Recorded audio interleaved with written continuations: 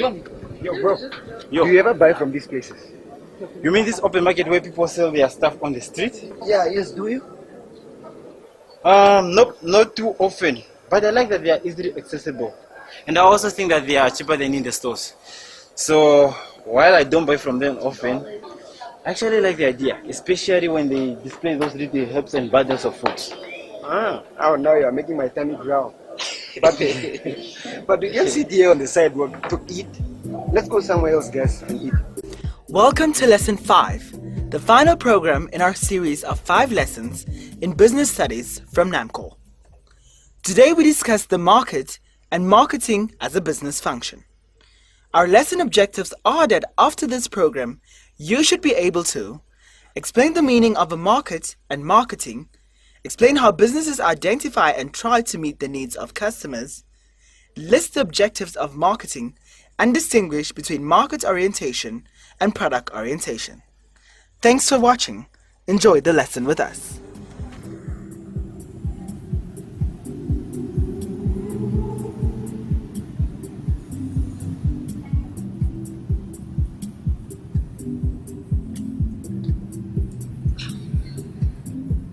This is very nice, Victor. Thank you very much.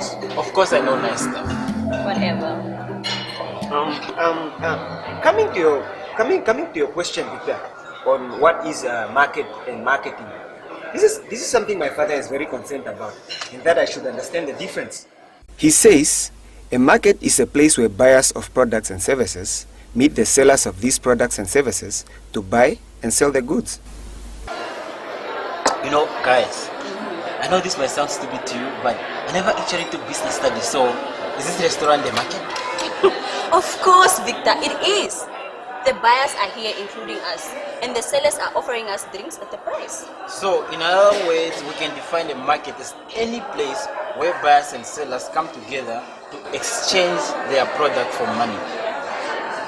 But can a market be in a distinction? No, come on, Patience. The market cannot be in a single location. Remember, the definition says any place, any being a key word, any place where buyers and sellers meet. Okay, I get it. So a market cannot be in a single location. It can be anywhere, so long as the buyers and the sellers meet to exchange their goods for money. That's right, Patience. But now let's look at the term marketing. This refers to all the activities that businesses carry out to ensure that its products, goods and services successfully reach the customers. So, meaning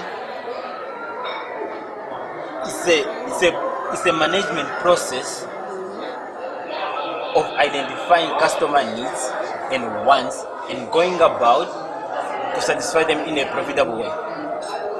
Okay, let me try to understand. Market is the management process of identifying customer needs and wants and then going about satisfying them in a profitable way. That's right.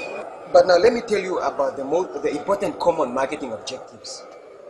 One is obviously to increase sales revenue and profitability. We also do marketing in order to enter a new market segment or target. The business also markets its products and services in order to maintain or increase market share, and also to improve or develop new products. So, Torrance, you said that in business studies, improving the product image and also the image of the business is also a marketing objective, right? Yes, but why? Then what is product development? Well, the taste of the customer sometimes change, and the business has to keep up with meeting the changing demands of its customers and clientele. Product development is an important objective in order to meet the ongoing and changing needs of customers. Existing products should be improved, and the business must keep up with the latest developments in technology and science. Wow, that make a lot of sense. Your future manager need to hear this, and I mean you also need to train him on how to Skype with suppliers overseas. Exactly. Okay, and sometimes you find a business person is trying to penetrate an existing market with those other products already on offer, and already those customers buying from those other businesses, and yet you are trying to penetrate the market. Market penetration is an objective of any business enterprise that wants to increase its sales and market share. It means to enter a new market. Anyway, buddy, did you finally decide on what type of business you are going to start with your best friend next year? Yep. I decided I'm gonna go into franchise business. I've decided I'm going to open a Wimpy restaurant in Katima, Mulilo. Wow, tolerance, that was fast. So you've already decided, but have you done any market research though? Yes, the market research was done a year ago. Now it's just up to me to learn to learn how to identify the needs of my customers. I see. See, any business has to find a way to identify its right market and also to satisfy its needs. So I can imagine, buddy. I can imagine that. The criteria for identifying and meeting the needs of customers are that the business owners has to know the market or customers in order to meet the demands of the market, has to identify the unique characteristics of customers in that particular market, should adhere to characteristics of a collective and individual nature, collective meaning that certain types of characteristics are shared by all customers. But I wonder what type of collective characteristic should be shared by all the customers here. I think I know. This can be people's cultures, lifestyles, certain age group and so on. And what about the individual characteristics? Well, we can all have the same culture and cultural lifestyles, be in the same grade 12, but maybe you like warm milk in your tea and I like cold milk in my tea. How do you know that? I heard you asking the waiter. You make a very good businesswoman, Patience. I mean, you observe people and you notice things. Thanks, Tolerance. Yes, I find it very interesting to watch people. Individual characteristics may also include income levels, tests, and so on. And now, identifying the right market, or in other words, identifying the characteristics of one's customer, the business owner has to realize that their products are aimed at the large market with a variety of customers. Hold up a second.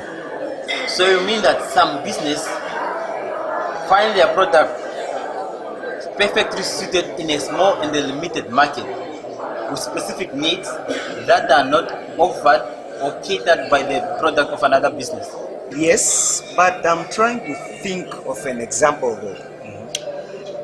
Okay, let's say the market is tattoos. It's not everybody's thing, but there will be that small group of every tattoo lovers, which will make up a relatively small group and limited market. Okay. So, do you know the difference between market orientation and product orientation? I think so. The main focus of many businesses is on the market research. They have to find out the specific needs of consumers and produce goods and services accordingly. So a market-oriented business is one that carries out market research and make it a priority. These businesses develop and deliver goods and services in line with the results of their market research. These businesses are market-oriented. Market orientation is when a business carries out market research to find out what consumers want before the product is developed. That makes a lot of sense. Viewers, market-orientated businesses are able to survive and be more successful because they adapt better to changes in customer taste. They are also more able to take advantage of new market opportunities which may arise. New products can be launched with more confidence because consumer needs have already been identified before the product was introduced on the market. Market-orientated businesses have to find out the wants and needs of the customers, both now and in the future, in order to produce the right goods which will sell well and make good profits. Now, what about the businesses of which market research and customer needs are not a priority? Will they fail? Well, they are known as product-oriented businesses. These businesses produce product first and then they find a market for the product. Wow, that sounds too risky, but I think you're right. Anyway, that's how some businesses prefer to do it. Those businesses' main focus is on the product, so we say they are product-oriented. Product-oriented businesses produce the product first and then find a market. So, do you have an example? I think I do. Product-oriented businesses produce basic necessities required for a living, such as fresh food. So this is why they can be so bold to produce a product without asking the customers and people whether they like it. It's because they know they need it. Yes, these products may not have their own name or brand and are general products that consumers need to buy, which means the manufacturer and retailer are mainly concerned with the price and quality of the product and not what the consumer specifically want. Wow. Anyway, buddy, next year, this time around, we are going to be the most amazing, great and fantastic business partner. No, man, that's high praise. But anyway,